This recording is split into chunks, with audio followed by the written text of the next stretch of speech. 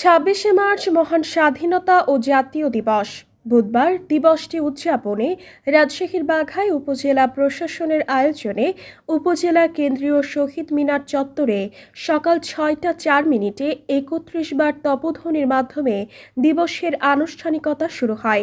পরে শহীদ মিনারে শহীদদের প্রতি শ্রদ্ধা জানিয়ে পুষ্পস্তবক অর্পণ করেন উপজেলা প্রশাসন, বীর মুক্তিযোদ্ধা, বাঘা থানা, শিক্ষা প্রতিষ্ঠান, সামাজিক সাংস্কৃতিক সংগঠন সহ বাঘা প্রেস ক্লাব ও বিভিন্ন সংগঠন।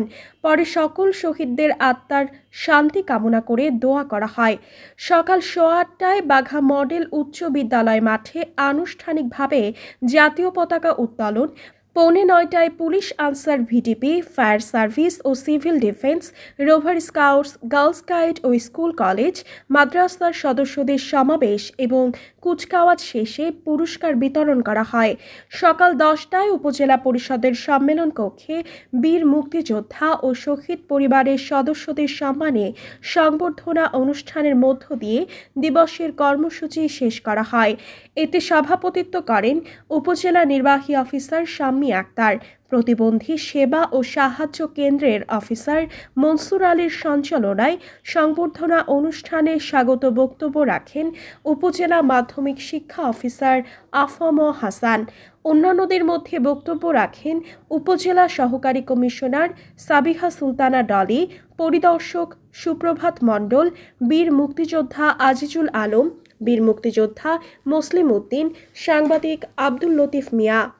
অনুষ্ঠানে উপস্থিত ছিলেন কৃষি অফিসার শফিউল্লাহ সুলতান, প্রাণী সম্পদ অফিসার ডাক্তার আমিনুল ইসলাম, উপজেলা স্বাস্থ্য ও পরিবার পরিকল্পনা officer doctor Asaduzzaman Asad, officer in charge আফামা আসাদুজ্জামান, উপজেলা বিএনপির আহ্বায়ক ফখরুল হাসান বাবলু, মহিলা বিষয়ক অফিসার নাসরিন আক্তার, উপজেলা সহকারী শিক্ষা অফিসার গোলাম মোস্তফা, অধ্যক্ষ আব্দুল হামিদ, অধ্যক্ষ আব্দুর রব, আনসার ভিডিপি অফিসার রাজন কুমার, ইউডিএ আলপনা ইয়াসমিন, সিভিল ডিফেন্স ও ফায়ার সার্ভিসের স্টেশন ইনচার্জ মিজানুর রহমান, বাঘা জাদুঘরের সহকারী কাস্টোডিয়ান দবির উদ্দিন, জাতীয় ও স্থানীয় দৈনিকে কর্মরত বাঘা প্রেস ক্লাবের সদস্য সহ শিক্ষা প্রতিষ্ঠান প্রধান, রাজনৈতিক সামাজিক সংগঠনের নেতৃবৃন্দ।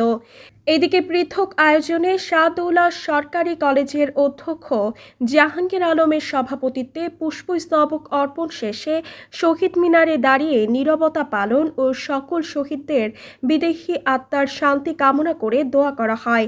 আগের দিন মঙ্গলবার বিকেলে প্রভাষক আব্দুল হানিফের সঞ্চালনায় মুক্তিযুদ্ধ বিষয়ক আলোচনা সভা অনুষ্ঠিত হয়। শিক্ষক শিক্ষার্থীরা উপস্থিত ছিলেন।